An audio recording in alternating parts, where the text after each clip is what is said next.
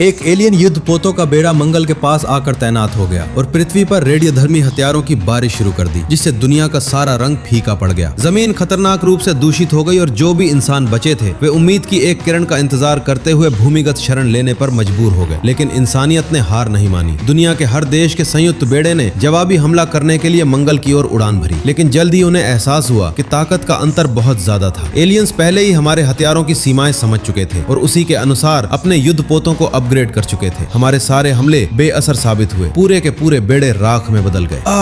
हमें करारी हार का सामना करना पड़ा और जो जहाज किसी तरह बच पाए उन्हीं में वापस लौटना पड़ा। सतह पर लौटने पर चारों तरफ बंजर और रेडियोधर्मी वीराना था, जहां धूल भरी आंधियां चलती रहती थी और कुछ भी नहीं उगता था। मैं एक सामान्य निगरानी मिशन पर था, तभी मेरे एआई ने अचानक खतरे की चेतावनी दे दी। मैंने ऊपर देखा तो एक अज्ञात वस्तु जमीन पर आकर जोरदार टक्कर से गिरी। जब मुझे होश आया मेरा स्पेस सूट फट चुका था, लेकिन हैरानी की बात यह थी कि हमेशा की तरह उसी रेडिएशन से गिरा होने के बावजूद मैं जिंदा था। बेस पर लौटने की तैयारी करते समय मुझे दूर एक अजीब सा उपकरण दिखाई दिया जो पृथ्वी की किसी भी तकनीक जैसा नहीं था। मैं ये समझने की कोशिश ही कर रहा था कि वो क्या है, तभी फिर से बेहोश हो गया। जब मेरी आंख खुली मैं वापस बेस पर था। मेरी सारी चोटें गायब थीं, मानो कभी हुई ही ना हो। सबका ध्यान उस रहस्यमयी उपकरण पर केंद्रित हो गया। शोध से पता चला कि वो रेडिएशन को निष्क्रिय कर सकता है और उसके अंदर जटिल तकनीकी डिजाइनों का एक सेट भी छिपा हुआ था। वो उपकरण मैजेलेनिक क्लाउड में स्थित कैंडल नामक ग्रह से आया था। किसी को नहीं पता था कि वो यहाँ क्यों पहुंचा, लेकिन सभी को एक एहसास था, शायद कोई उन्नत सभ्यता हमारी मदद के लिए हाथ बढ़ा रही थी। पृथ्वी के पास समय बहुत कम बचा था। कमांड ने फैसला किया कि हमारा आखिरी बचा हुआ युद्धपोत यामाटो कैंडल ग्रह तक जाएगा और वहां से सहायता मांगेगा। लॉन्च के दिन जैसे ही यामाटो सतह को छोड़ने वाला था, मार्शियनों को हमारी योजना का पता चल गया। उन्होंने हमें रोकने के लिए अपने युद्धपोत पृथ्वी की कक्षा में भेज दिए। यामाटो ने अभी अभी पूरी तरह शक्ति प्राप्त की थी। अब भागने का कोई रास्ता नहीं था। सब कुछ दांव पर लगा हुआ था, इसलिए कप्तान ने वेव कैनन चलाने का आदेश दिया। मैंने तुरंत सुरक्षा लॉक हटाए, ऊर्जा को लक्ष्य स्तर तक संकुचित किया और ट्रिगर दबा दिया। हे भगवान! जब ऊर्जा की लहर साफ हुई तो सारे एलियन युद्धपोत गायब हो चुके थे, लेकिन जश्न मनाने से पहले ही यामाटो युद्ध की अफरा तफरी में नजर से ओझल हो गया। सबके दिल बैठ गए। जहाज के बिना अब कोई उम्मीद नहीं बची थी। तभी धुएं के बीच से यामाटो दोबारा दिखाई दिया। मानवता की आखिरी उम्मीद को अपने साथ लिए यामाटो ने मैजेलेनिक क्लाउड की ओर यात्रा शुरू कर दी। निर्धारित मार्ग पर पहुंचने के बाद कप्तान ने स्पेस जंप का आदेश दिया।